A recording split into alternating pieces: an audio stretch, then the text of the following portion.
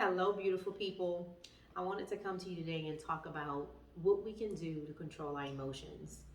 Nowadays, the world is so crazy, so many things that are going on, a lot of things out of our control. But despite the fact that we can't control everything that's happening in the world, we can control how we react to everything that's happening in the world. And the way that we control that is learning how we control our emotions. Okay, so I made a list of 7 things that we can do to help you control your emotions. The very first thing is yoga. This is so, it's underestimated. A lot of people think that yoga is more of a religious ritual when it's really not. I mean, it depends on how you look at it. For me, I do yoga all the time, but it's about breathing, it's about exercise, it's about meditation. When I do yoga, I actually take that time to talk to God. That's literally my silent time. That's the time where I'm allowing myself peace and quiet. And it's just something that helps me. It relaxes me and it calms me. So you can look into what type of yoga you want to do. It doesn't have to be any particular one, but really what I do in my yoga is mainly stretching. I stretch my muscles, and that's because when we get stressed, when we get emotional, when we get frustrated, when we get anxious, it actually causes a response in our bodies. Emotions, depending on what those emotions are, if it's anxiety and fear and depression and things like that, that actually activates the sympathetic nervous system and it causes physical symptoms in your body. So, stretching your muscles relaxes those muscles and it eases up your emotions. So, that's one of the things that I do. Another thing that you can do to control your emotions is deep breathing. Now, that can be a part of yoga, but for those who don't want to do yoga, don't believe in the practice of yoga, that's fine. You can still do deep breathing. And really, all it is taking deep breaths, but you really need to learn to practice to hear your deep breaths. And what I mean by that is when you inhale from your stomach, like you literally want to feel that breath that you breathe. You hold it for a few seconds, but the biggest form of relief is going to be for you when you exhale. When you let that breath go, it's almost as if you're letting go of the worries, you're letting go of the problems, because at the end of the day, you can't control everything that happens. So, the way that I look at it is, and depending on your background, your beliefs, I look at it as even though I can't control everything, God controls everything. And I know that God loves me. I know that He has me. I know that He has my best interest at heart. And so, if God's plans are for me and not against me, to prosper me and not to harm me, then I can release all of my worries and fears to God. So, I do that through deep breathing. That's one of the other things that I do. Um, Another practical thing that you can do to control your emotions is self reflect. Now, when I say self reflect, I mean a lot of times we get angry because someone's done something to us, like someone cut us off in traffic, and we're upset about that. But think about the other person. I know that's difficult to do in the moment, but sometimes we have to think, did I do something I wasn't paying attention to make that person cut me off? Did I say something to that person to make them curse me out? Did I do something to make someone hurt me? And it's not about self blame, but it's about not allowing yourself to become the victim. There are many situations and circumstances in our lives to where we have been victimized, but I think a lot of times we victimize ourselves when we're really not victims. We have to start to understand that every action deserves a reaction. And there's sometimes we do things that we don't even know we're doing, and it causes someone to react in a certain way. So you can control your anger by just self reflecting. That's just one thing that you can do. Another thing that you can do to help control your emotions is take a walk. If you get that angry and that frustrated with someone to where you're raising your voice, you're getting irritated, your blood pressure is going up, you're starting to sweat, you're getting anxious, sometimes it's okay to walk away from the situation. You don't have to stay in a situation where you feel like your last recourse is to either physically hurt someone or to scream at someone or to disrespect for someone. Just literally walk away. That's what you do. You walk away and you take a walk. When you take a walk, you calm down, you start thinking, it's going to be okay. This is not the end of the world. I'm not going to allow this situation to upset me. I'm not going to allow this situation to define me. I'm going to take a few deep breaths, and then I'm just going to go back when I'm ready to have a calm conversation. So sometimes you have to walk away, and that's okay. So another thing that you can do is pray before you speak.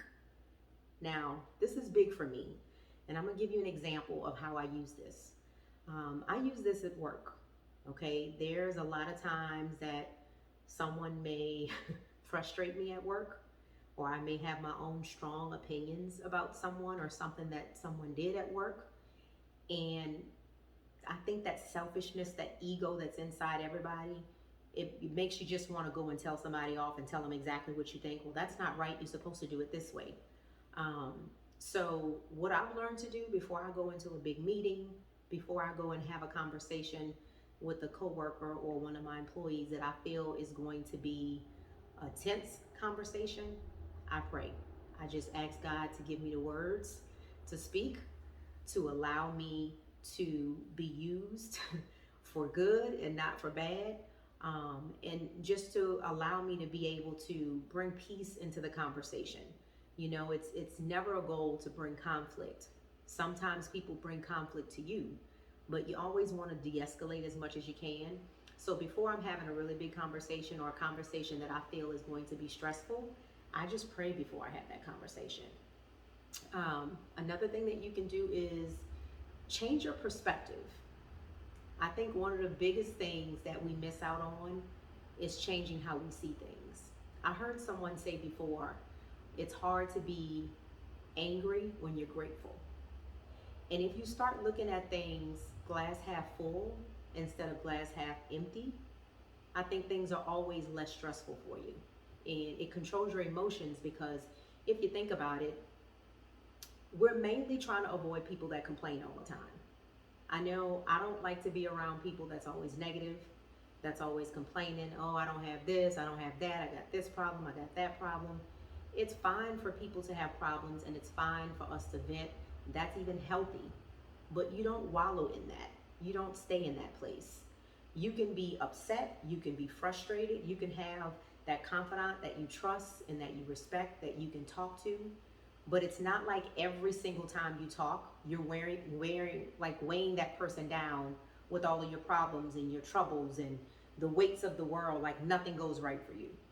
If you start making a gratitude journal and writing things down that you're grateful for. I'm grateful for my husband. I'm grateful that my kids are healthy. I'm grateful for my house. I'm grateful for my car to get me back and forth to work. I'm grateful for my job. I'm grateful that I'm healthy. I'm grateful that I'm able to make YouTube videos. I mean, there's a lot of things that we can write down that we're grateful for. And I think the more that you lead with gratitude, the less likely you are to be tied down by negative emotions. So that's a really big one. It does a lot for me. Anytime I find myself getting riled up or frustrated, I try to automatically switch to perspective. You know, like say for instance, if I didn't get a particular job that I was trying to get, and I'm upset because I didn't get that job. Instead of me thinking, well, I'm qualified, why did this person get it? I should have got it. I think, you know what?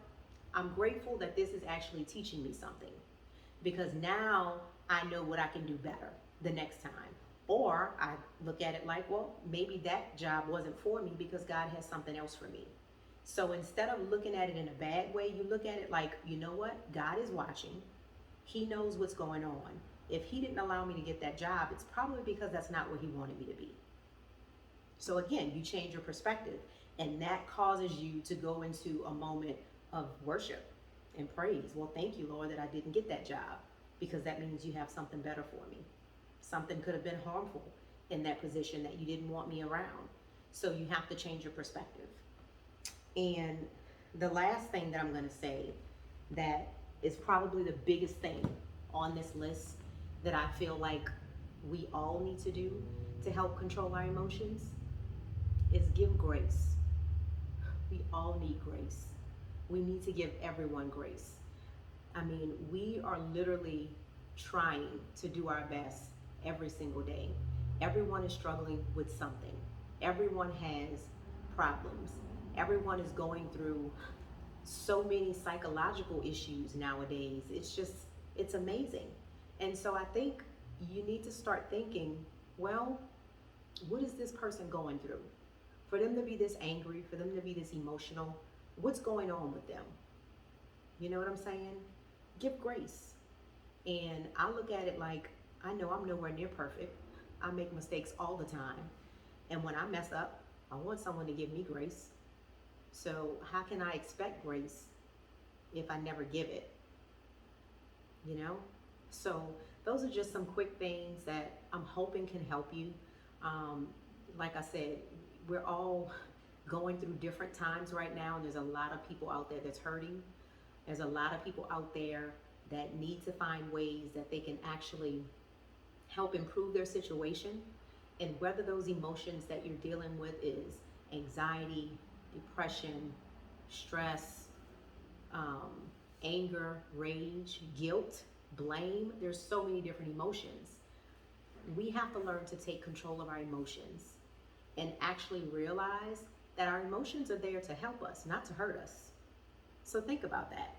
If they're really there to help us and not hurt us, how can we use our emotions for our benefit? When we start to get angry, how about we start to think, why am I getting angry? Well, I'm getting angry because I didn't eat. Why didn't I eat? Well, I didn't eat because I didn't have time. Why didn't I have time? Well, I didn't have time because I didn't wake up early enough. Why I didn't wake up early enough? Because I went to sleep too late. Why did I go to sleep too late? You see where I'm going? Eventually you get to a point of self-reflection where you start to think, it's not my husband's fault. It's not my kid's fault. It's not my boss's fault. And it's not necessarily my fault. Maybe it's there to teach me that I need to plan better how to manage my time. Maybe it's there to teach me that I need to start prioritizing what's really important for me. If I know that if I go too long without eating, I'll get a migraine, then I need to prioritize. I don't want to have a migraine. Nobody wants a migraine. So that means I need to make sure I eat. So maybe that means I need to bring my lunch with me. I don't care if I need to set an alarm in my phone to say, okay, Angela, you need to eat. But the point of it is, our emotions are there to guide us, to direct us, to help us. So I hope that's helpful for you guys. I hope that it gives you some tips. I hope that you use some of those. Let me know what you think about these things, if you've ever used any of these tips. Thank you guys so much for watching. I'll see you again soon. Don't forget to like this video if you found it helpful, and subscribe to my channel if you haven't done that. I'll see you later.